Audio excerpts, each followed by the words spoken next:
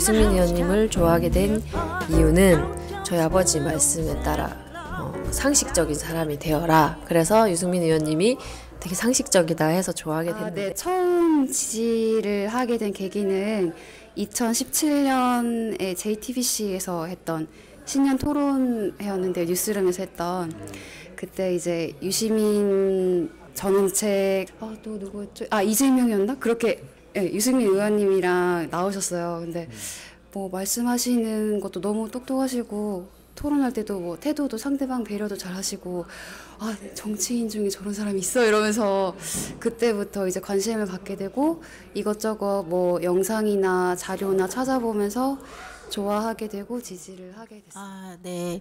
유승민 의원님에 대해서는 알면 알수록 놀람의 연속이 되는 거예요. 머릿속에 대한민국이 다 들어있고, 알면 알수록 어떻게 이런 정치인이 있었던 거지? 알면 알수록 우리가 지금까지 기다려왔던 정치인, 굉장히 기다려왔던 정치인이 탄생했다는 그런 느낌이 들었습니다. 그 유승민 의원님을 좋아하게 된 계기는 2015년도 아마 가을인가 어느 날 종편을 우연히 보게 되었는데, 그때 이제 종편에서 원내대표 연설했던 그 한나라당 새누리당 때 원내대표 연설을 했던 그 부분을 보여주는데 정말 깜짝 놀랐죠. 제가 알던 새누리당 사람들은 전혀 이런 사람들이 아니었거든요. 그래서 그런 부분에 대해서 정말 깜짝 놀랐다고. 예, 제가 생각하는 유승민 의원은 뉴타입 정치인입니다. 스스로 능력이 있으시고, 스스로 철학이 있으시고, 스스로 소신이 있고, 깨끗하고, 본인 관리도 잘하고, 수신 제가도 잘 돼 있으시고, 병력도 깔끔하시고, 지금까지 보도하신 분 모두 해서 이런 정치인이 제가 본 바로는 그렇게 많지는 않은 것 같아요. 그래서 유승민 의원이 이런 분이야말로 그 어떤 능력과 소신과 철학이 대한민국에 있어요.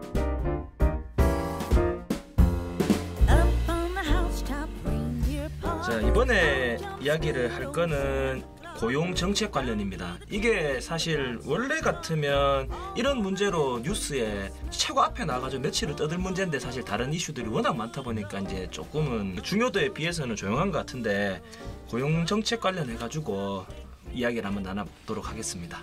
고용 정책이라 그러니까 너무 이제 좀 아주 대단한 얘기 같은데, 제가 여기 지금 자영업자분들이 그러고 보니 다 자영업자시네요. 저만 빼고. 저도 자영업. 네, 한번 여쭤볼게요. 실제 어떻습니까, 자영업?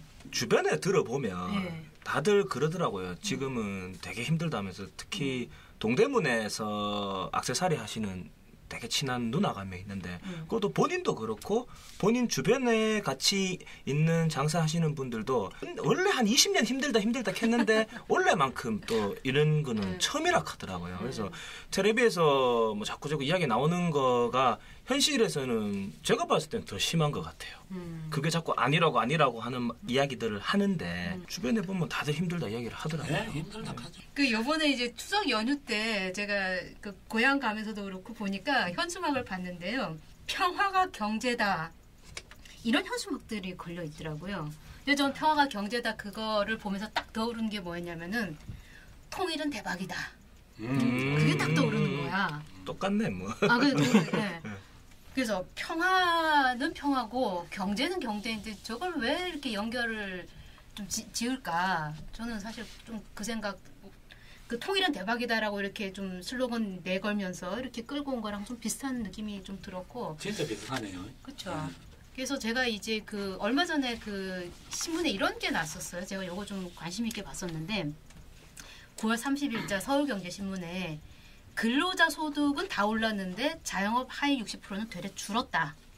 그래서 이게 이제 2분기 가계동량 분석 자료를 토대로 해서 이제 나온 얘기인데, 전 이 얘기가 상당히 좀 시사하는 바가 좀 있다라는 생각이 좀 들더라고요. 정확한 통계 맞습니까? 통계청에서 나온 가계동량 분석이니까 맞겠죠. 통계청 요새 이거 신뢰 없는데. 이제 뭐 거기까지 얘기하면 뭐 제가 통계청장이 바뀌가 이거 통계 이거 신뢰 없잖아요 지금. 통계 주도 성장. 근데 이제 근로자 소득이 이제 올랐느냐, 진짜 올랐느냐, 오른 부분 최저임금이 올랐으니까 올랐겠죠. 근데 여기에는 이제 함정이 있는 게 실업률, 고용률 이게 지금 이제 최악이거든요. 그러니까 직장이 있는 사람들은 오르지만 직장을 새로 잡으려는 사람들은 없고 있는 사람들은 실직이 되고 있는 이런 형태. 그러니까 직장 있는 사람만 소득이 오르고 그리고 그 고용을 그래도 좀 창출하고 있었던 자영업자들은 굉장히 힘들어진. 그 오히려 이제 빈익빈 부익부가 더 좀 심해지고 있는 게 아닐까 좀 이런 생각이 그런데 직장인도 뭐 오르기는 올랐어요. 이것 때문에 오히려 실직되고 뭐 이런 사람들 다 치마. 아 근데 저는 안 올랐거든요. 저도 안 오르고 누가 올랐어 도대체. 원래 최저임금보다 많이 받고 있으면 안 오르죠. 그럼 이제 예를 들어 많이 받는 남용님 같은 분은 해당 사항이 없는 거죠. 이게 이제 근로자 소득이 오른 게 아마 이런 거 있을 거예요. 생산직들 같은 경우는 최저임금을 베이스로 해가지고 거기에다가 뭐 수당 넣고 먹고 해가지고 이제 산정을 하니까 오른 게 있고 그 다음에 이제 대기업 생산직들 같은 경우는 최저임금 플러스 뭐 30%인가 해가지고 그거를 이렇게 그 기본 베이스로 잡는다고 알고 있거든요. 그러니까 이 사람들은 이미 상당한 고액 연봉자이면서 최저임금이 올랐으니 자기들 기본 그 베이스도 더 올려달라. 지금 이런 얘기가 사실은 임단협이나 이런 데서 많이 나오고 있다라는 얘기는 좀 제가 이렇게 듣긴 들었어요. 그래서 근로자 소득이 올랐다는 게 그런 거 자체가 이렇게 오르면 전체적으로 오르는 효과는 있는데 그 일반적으로 저희 같은 뭐 사무직이라던가 최저임금하고 별로 영향 없던 사람들은 사실은 진짜 오른지 진짜 모르겠습니다. 일단 저도 안 올랐습니다. 대신에 이제 자영업은 상당히 그것 때문에 영향을 많이 받고 힘들고 그런 상황이네, 그죠? 자영업이 올라서 이제 제가 제일 느끼는 거는 제가 이제 오피스 그 사무실이 회사들이 많은 곳에서 이제 근무를 하고 있는데 밥값이 일단 많이 올랐어요. 작년부터 올해까지 거의 한 2,000원 정도 오른 것 같아요. 많이 올랐네요. 대구도 한 1,000원씩은 올랐어요. 저렴한 식당들에도 그렇죠. 한 1,000원씩은 올랐어요. 그래서 제가 작년에는 6,000원 정도면 이제 우리가 점심때 나가서 밥을 먹었거든요. 6,000원이고 좀 괜찮은 건 7,000원을 주고 먹었는데 지금은 기본이 7,000원. 그 다음에 뭐 좀 먹을만 하다 그러면 9,000원. 그러니까 월급 안 오른 상태에서 이렇게 오가. 거의 뭐 10,000원이네, 그죠? 아 진짜 10,000원이야. 밥 한 끼 먹는데 이제 10,000원이 드는 시대가 왔네. 그러니까 뭐 월급은 그대로인데 밥값이 이렇게 하니 힘들지. 세금 오르고. 네. 아 제가 이제 고용정책 한 것 중에서 이제 우리 현 정부를 제일 좀 비판하고 싶은 거는 너무 현금을 지급해주고 뭔가를 하게끔 하는 통장에 돈 꽂아주는 형태의 이 그 취업 지원 정책.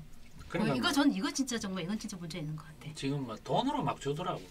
뭐든지. 그죠? 돈으로 지원을 해줘. 돈으로 주니까 돈으로. 네. 월급을 나라에서 주는 게 어디 있습니까? 거의 사실 월급이잖아요. 근데 경제 활성화에 좀 도움 됩니다. 그래요? 자영업자 입장에서 그게 되게 좋아요.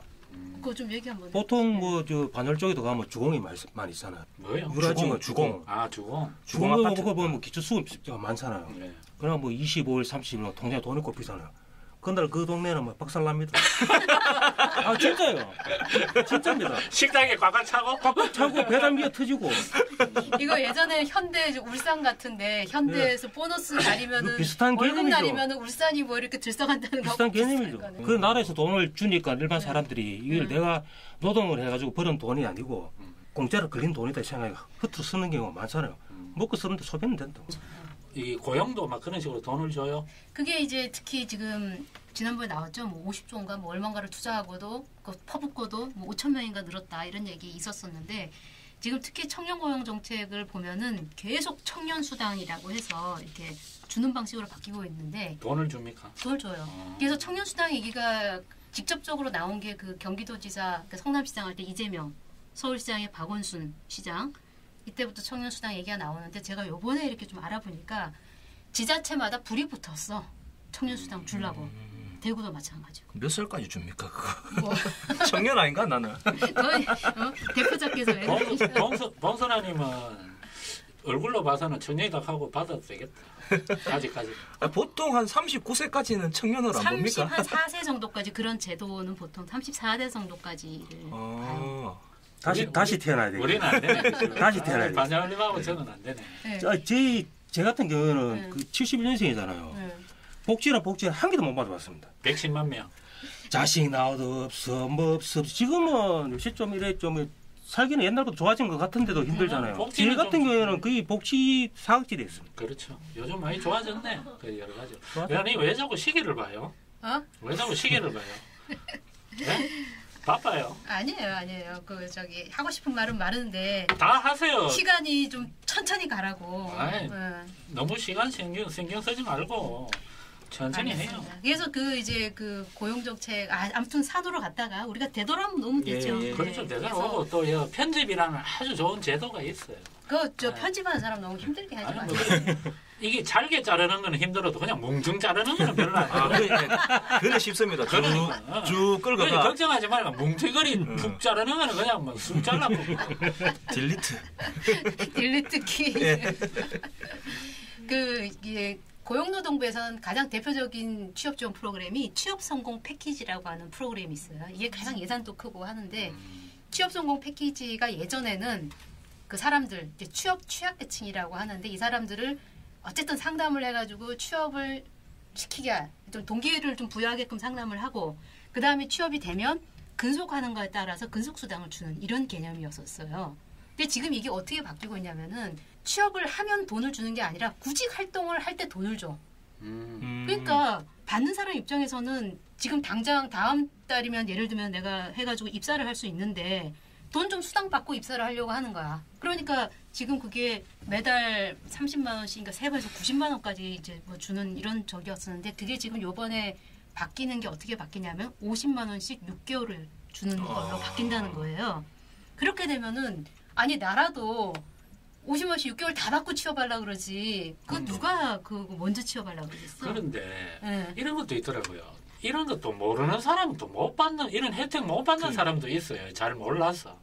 맞아. 이런 국가에서 여러 가지 하는 거 또 이래 모르는 사람은 자기가 해당되는데도 그래 이런 거 잘 찾아가 받는 사람은 또 혜택을 보고. 그러니까 예산이 남는다 그러잖아요. 못 받는 사람은 또 못 받아. 지금 되게 중요한 얘기를 하셨는데 그런 정보에 대해서 청년층이라든가 이런 사람들이 굉장히 이제 공유를 하기 시작을 해가지고 얘네들이 구직 활동을 하고 집중하고 진짜 취업 활동을 하는데 집중을 해야 되는데 그런 제도 활용하고 뭔가 이런 데 이제 빠삭해지는 거야. 서로 막 공유를 그렇죠. 하고. 네, 그래서 이제 이제 쇼핑하는 거지. 근데 그런 사례가 늘면서 지인들 중에서도 그 현장에서 뭐 고용센터라든가 아니면 민간 또 지인 이야기 나왔다. 이건 직업이야, 이거는. 직업이라. 일하시는 분들 얘기 이렇게 들어보니까 아주 그것 때문에 굉장히 힘들어하고. 카센터 사장님 잘 계시죠? 잘 계십니다. 그래 이게 사고칠 한번 가겠습니다. 정보가 어쨌든 이제 젊은 사람들한테는 좀 쉬우니까 그 사람들은 이걸 이용을 해서 이제 하는 거고 또 고용안정 자금 같은 경우에는 사실 뭐 우리 영세한테 2명, 3명 쓰는데 사장님이 60대, 70대 많잖아요. 그런 분들한테 고용안정 자금 남을 수밖에 없는 이유가 그분들이 세무서 가가지고 뭐 서류 작성을 해가 그 한글 파일로 그 컴퓨터 다룰 줄 모르시는 분이 태반인데. 제가 그래요. 뭐 그런 무슨 일에와 뭐 혜택 뭐 이런 거 뭐 나오잖아요. 머리 아파. 뭔지도 모르겠고. 그래서 진짜 우리 같은 사람은 못 찾아 먹어. 그러니까. 그래 돈이 남을 수밖에 없다. 못 찾아 먹는 사람들 골라가지고 내 저기 커미션 그 방법 알려주고 커미션 받아서 수십억인가 번 그 고용센터 직원도 있었어요. 그게 불법이죠. 그러니까 그래 되면. 불법이지. 자기가 이렇게 보고 여기는 그 고용안정자금이라든가 무슨 그 장려수당이 해당이 되는데 그 기업체가 조건이 되는데 그걸 못 받은 거야. 그게 자기가 근로감독관이니 고용센터 있다가 거기다 전화를 해. 이렇게 그냥 받을 수 있는데 대신 나 커미션 10% 다오. 이렇게 해가지고 아예 별도 회사를 차렸어. 그래가지고 해먹은 게 옛날에 저도 옛날부터 자영업을 오래 했잖아요. 옛날에 우리끼리 이제 흔히 말하는 막 세금도 옛날에는 우리가 최대한 가소로 얘가 막 신고하고 막 다 솔직히 다 그래서 그때 이런 말이 있었어. 나라 돈은 그냥 막 물 챙겨 먹을 수 있으면 무조건 챙겨 먹어야 된다. 그렇죠. 국가 돈 챙겨 먹는 게 최고다. 이런 정서가 있었어요. 그 청년 실업이 그러니까 모든 계층에서 지금 실업률이 다 문제인데 특히 이제 청년 쪽에서는 청년 지원 정책은 엄청 쓰고 있으면서도 생각만큼 이렇게 그 효과가 안 나는 게 그런 그 정책 현금성으로 이렇게 꽂아주는 정책도 영향이 있고 또 하나는 예전에는 대기업들이 이제 그 공채 많이 썼잖아요. 신규 채용을 많이 했는데 지금 신입 채용이 굉장히 많이 줄었어요. 근데 이것도 영향이 있는 게 신입 채용이 왜 줄었느냐? 기존 사람들 퇴사를 못 시키는 거야. 안 나가니까. 고용이. 근데 박근혜 정부 시절에는 굉장히 대규모 그 구조 조정이 있었는데 지금은 이번 정부 들어와서는 전무하거든요. 근데 그 전무한 이유가 그 정부에서 굉장히 직접적으로 그 인력 조정하지 마라라는 오더를 기업들이 굉장히 강하게 내린다고. 이것도 제가 아는 사람들이 인사 쪽에 있는 사람들이 얘기를 하고. 아 그러니까 정부에서 네. 사람 자르지 마라 이런 은근히 압박을 한다. 은근히가 아니고요. 직접 대놓고. 그러니까 뭐 눈치 보는 거죠 기업에서는. 근데 그 눈치 보는 것도 있고 기업 입장에서는 베이비 부모 세대들은 좀 몇 년 있으면 다 나가실 분들이잖아요. 그럼 그 사람들이 지금 고액 연봉자이긴 해도 나가고 나면은 그걸 더 이상 돈 안 내도 돼. 근데 신입을 채용을 하면 앞으로 뭐 특별한 일이 없으면 한 20년 이상씩은 계속 월급 올라가면서 챙겨줘야 되잖아. 정규직으로 채용을 하게 되면. 그러니까 기업 입장에서 누구를 어느 걸 선택을 하겠어요. 그러니까 신규 채용을 안 하는 거야. 저는 이거는 뭐 지금 아까 뭐 돈으로 막 이래 주고 한다 하는 거는 이거는 정말 아니라고 생각합니다. 예. 그냥 이래 좀 뭐 기술을 배운다든지 취업을 할 수 있는 그런 쪽으로 가야지. 돈을 막 이래 막 6개월 뭐 얼마 준다 했어요. 50만 원씩 6개월. 50만 원씩 막 이래 돈을 주면 그거는 진짜 아니잖아, 그죠? 그러니까 원래 우리 옛날에 이런 말이 있잖아. 그 고기를 잡아주지 말고 고기를 이래 잡을 수 있는 기술을 가르쳐 줘라. 그래 이런 식으로 가야지. 돈을 자꾸 주면 거기 되겠습니까? 반올리 되겠습니까? 왜 생각합니까? 뭐 돈이 뭐 남아 도니까 주겠죠. 뭐. 아니 없는 돈을 해가 주는 건 아닌데 그것도 뭐 제가 봤을 때는 뭐 나쁜 적재 같지만 또 당사자 입장에서는 그게 또 큰 돈이 될 수 있다고 생각합니다. 그게 좀 뭐 긍정적으로 보시네요. 조금 긍정적이죠. 근데 옛날에는 국비 장학생 해가지고 지금도 물론 그 제도가 있지만 그런 식으로 이제 구직 활동을 하는 사람들이 자기 개발을 그렇죠. 할 수밖에 없는 환경을 만들어서 그거를 일정 부분 수료를 정확하게 했는 사람한테는 금액을 그렇지. 줬거든요. 근데 만약에 지금처럼 조건 없는 그냥 뭐 수당이라면 약간 이게 실업 부조라고 해가지고 그냥 무조건 그 조건에 해당이 되면 그냥 이렇게 돈을 지급하는 형태로 하는데 그 불특정 다수에게 이렇게 돈을 지급을 하려면 그 예산이 얼마나 많이 필요하겠어요. 그럼 어디선가 예산 갖고 와야 될 거 아니에요. 그러고 사실 이거를 이래 지급하는 이런 것도 보면 이게 여도 또 뭔가 이래 또 막 불공정 이런 게 또 개입될 확률이 많아요. 이런 것들이 이래 해보면 이것도 뭐 해당이 되고 안 되고 뭐 하여튼 이런 거에서 조금 머리 잘 그래 아까 버릇고 있다며요. 이런 데서 다 세금이 샌다는 원래 거지. 구청에서도 많이 가르쳐 줍니다. 이렇게 하라고. 그렇게 해가지고 막 하는 경우가 많죠. 그러니까 이런 쪽에 이제 예산을 이래 득 배정을 해놓으면 막 엉뚱한 대로 다 나간다는 거예요. 실제로 필요한 사람인데 다 가야 되는데 이런 정책이 맞잖아, 그죠? 정말 필요한 사람인데 가는 걸 누가 뭐라 합니까? 당연히 필요하다고 보는데 다 막 옆으로 샌다니까 이런 것들이 해보면 정말 그런 게 많아요. 저는 좀 이래 부동산 관련 일을 하잖아요. 거기도 중소기업이나 이런데 이 세제 혜택을 많이 줍니다. 근데 이런 거 다 편법으로 해서 해당 안 되는 사람들이 편법 써서 다 혜택을 봐요. 우리 제도 중에 뭐 이래 중소기업이 창업을 하면 땅을 사고 건물 짓고 이런 거 등기등록세에 감면해주는 것도 있어요. 그러면 이게 뭐 금액이 뭐 10억 따위가 가고 이러면 취등록세만 해도 4천만 원이래요. 그러면 이거 70% 감면해주는 게 있어요. 뭐 창업하는 이런 거는. 그러면 그것만 해도 70%면 예를 들어 10억일 때 우리 이래 주택하고 달라서 이래 공장이나 이런 거는 4.5% 6% 정도 되거든요. 그러면 거의 4,500, 600이잖아.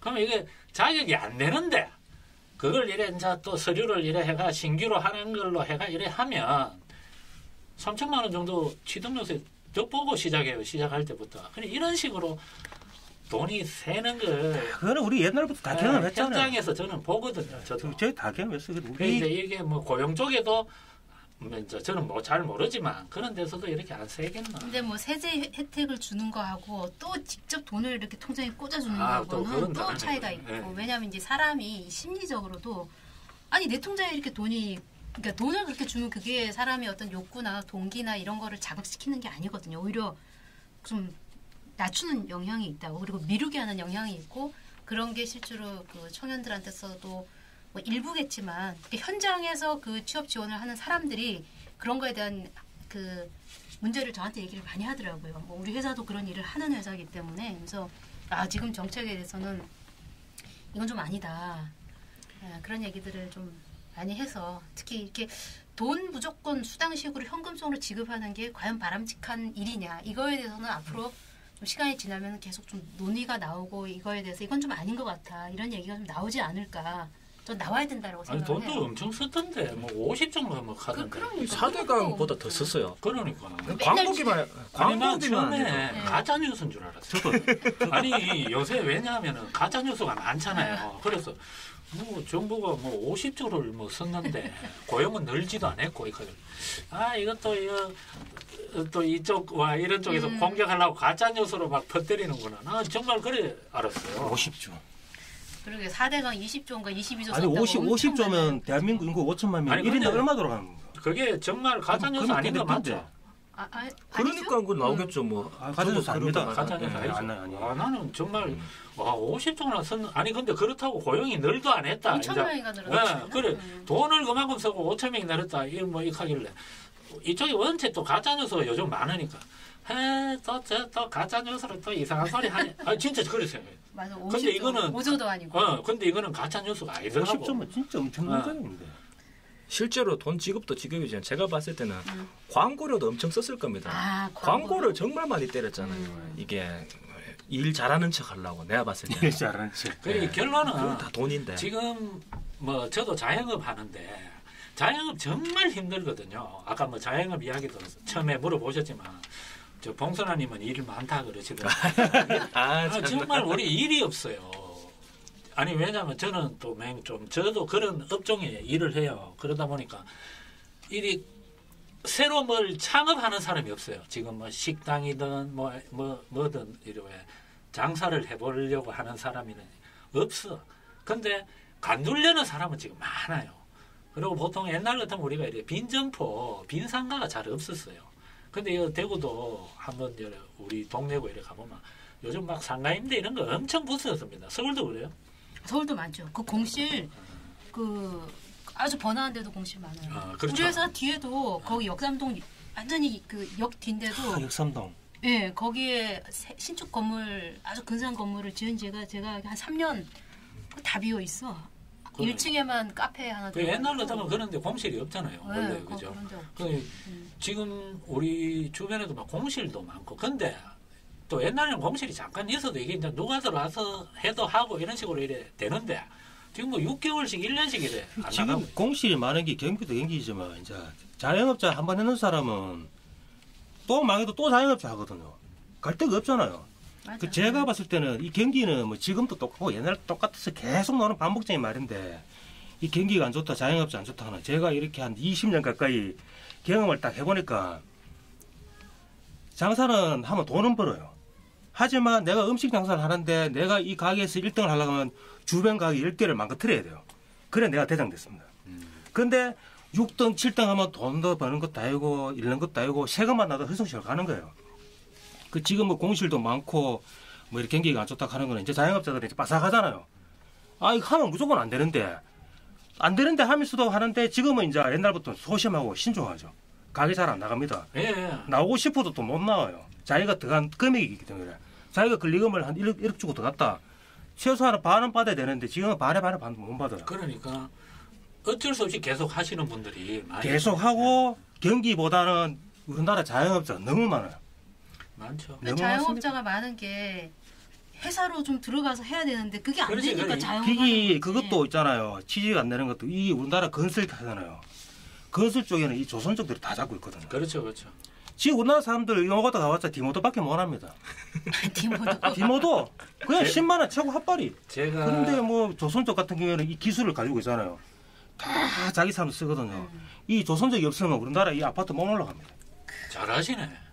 저도 제가 얼마 전에 글도 하나 썼어요. 이거 지금 외국인 근로자 문제 아무도 이야기 안 하는데 이렇게 취업이 어렵다고 하는데 외국인 근로자 문제 이거 조금 심각합니다.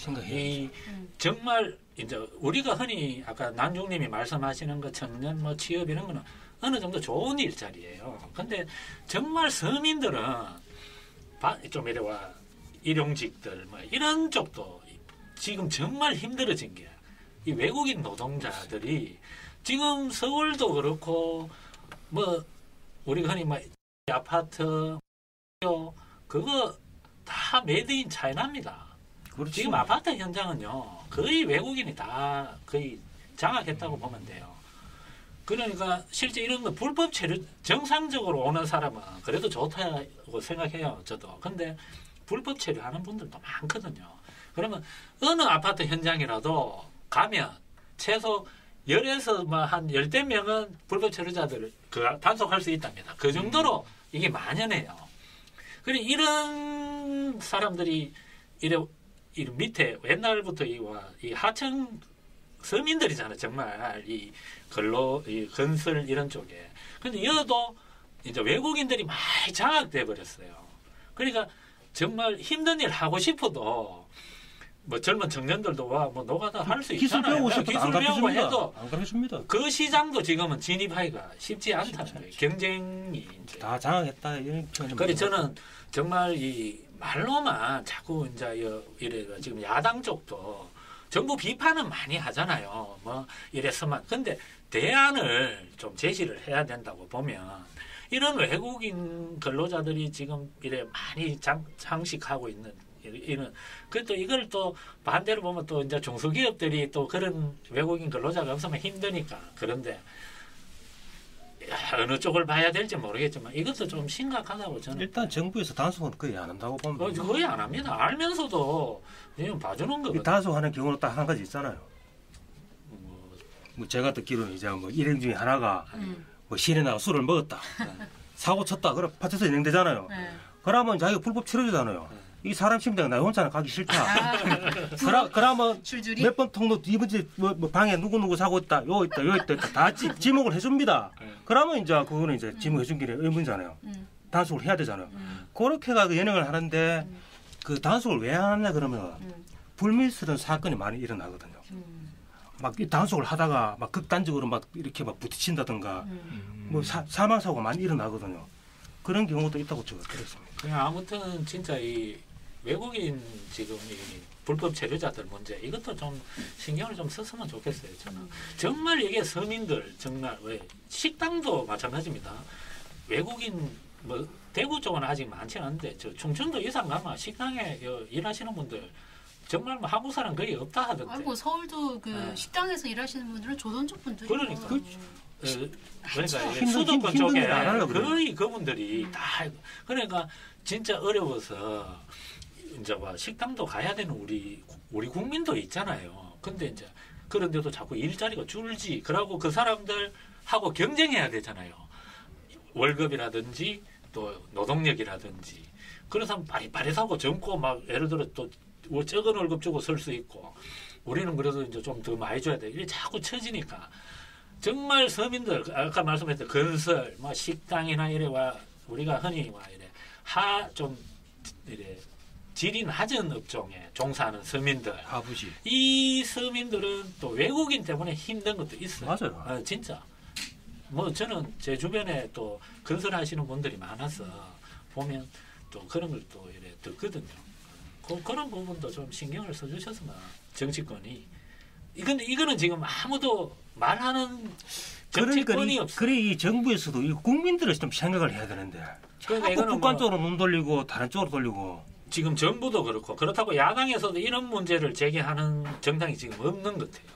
그러니까 지금 그 뭐라 그럴까 좀 정부가 보는 나가셔서 좀 낭중님이 이런 것 좀 적극 주장해 주시죠. 그 뭐라 그럴까 이 예전에 자본가하고 뭐 그 밑에 프롤레타리아 뭐 이렇게 나눠 부르주아 프롤레타리아 이렇게 나눠가지고 그 계급을 본 것처럼 지금도 뭔가 기업을 하거나 자기 장사를 하거나 뭐 건물을 갖고 이러면은 완전히 갑으로 보고 이제 국민들 그렇지 않은 사람들은 이제 정부가 보호해야 될 이런 거라서 약간 이게 층을 좀 나누는 듯한 느낌이 좀 들어요. 그래서 그저 아까 자영업 얘기하다가 그 요것까지 좀 얘기를 하고 싶은데 지금 자영업자분들이 힘든 게 물론 최저임금 상승된 거는 여러 가지 중에 그냥 하나입니다. 전 이것만 갖고 뭐 다 힘들어졌다 공격하는 건 그건 아니라고 보는데 이 최저임금이 상승한 거 그리고 거의 비슷한 시기에 52시간 근무된 거 주 52시제 이게 또 은근히 지금 굉장히 영향이 있나 보더라고요. 아니 52시간을 뭐 이래 자영업에도 다 적용해 줘야 돼요? 아 그렇죠. 예. 네.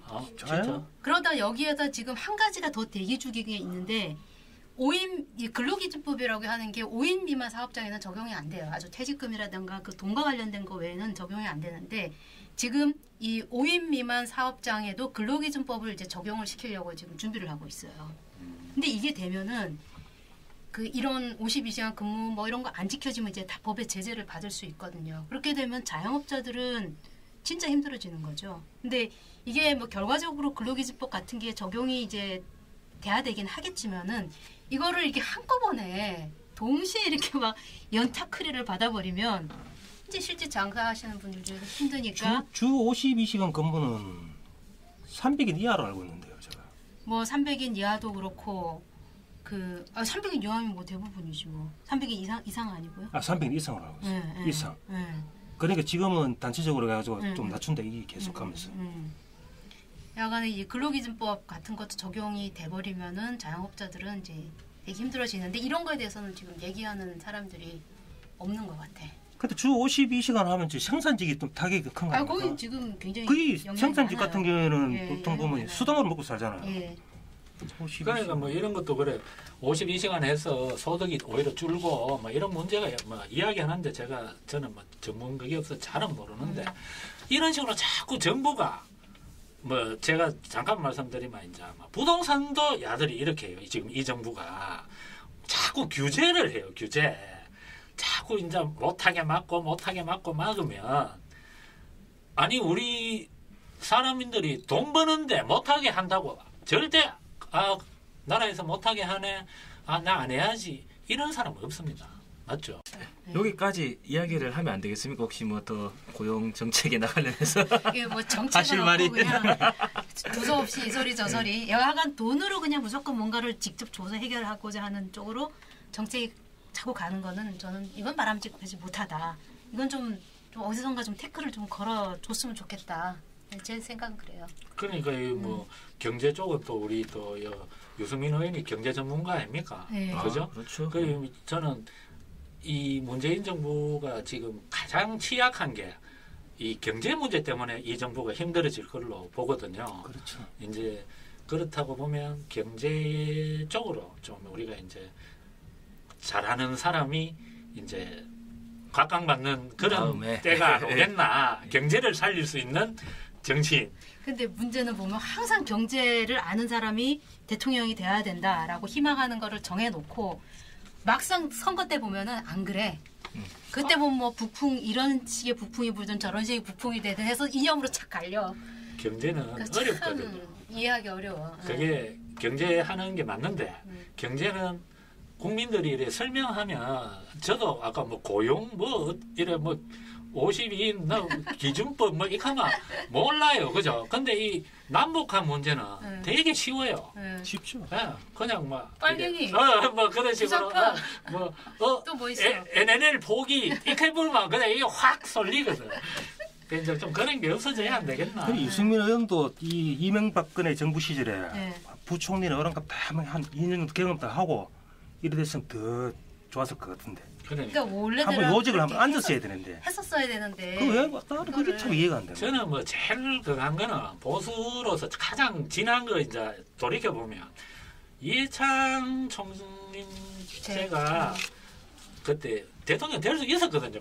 그분이 했으면 우리 보수가 많이 안 바뀌었겠나. 이해창 다음으로 저라면 제가 봐서는 유승민 의원이 이제 차기 주자 될 확률이 많죠. 그렇게 생각하니까 진짜 맞잖아요. 완전히 환상적이네요. 아니 이해창 총재가 유승민 의원을 스카우트했고 그러니까. 박근혜를 스카우트했는데 이해창 총재 스타일에 박근혜 키우지는 않거든요. 그래 대통령 보면 다 뒤에 배우실이 다 있어. 그런 분이 봤을 때는 그런 큰 버팀목이 있어야 되거든. 제가 봐서는 유승민 의원을 키웠을 확률이 안 많겠나.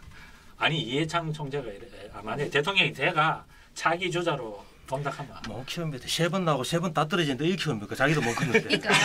아니 그러니까 자유선진하고 왜가 15%고 왜 받는데. 그거는 이제 지금 역사고 그때 만약에 하셨으면 이해창 총리가 대통령이 되셨으면 그렇게 안 됐겠죠. 그렇죠. 뒤 배우가 있어야 돼요. 이명박이한테는 정중행을 했었죠. 그러니까 그래서면 든든한 배경이 안 됐겠나. 박근혜, 박정희. 네. 자 화장실도 가야 되고 다 했었거든. 근데 유승민 대통령 막서 도는 거는 박근혜밖에 없잖아 지금. 큰 그릇이 아니잖아. 만약 이해창 총재가 대통령이 돼가지고 아 이해창의 바로 밑에 직속이다. 그런 게 좀 있어야 되겠지 정신이.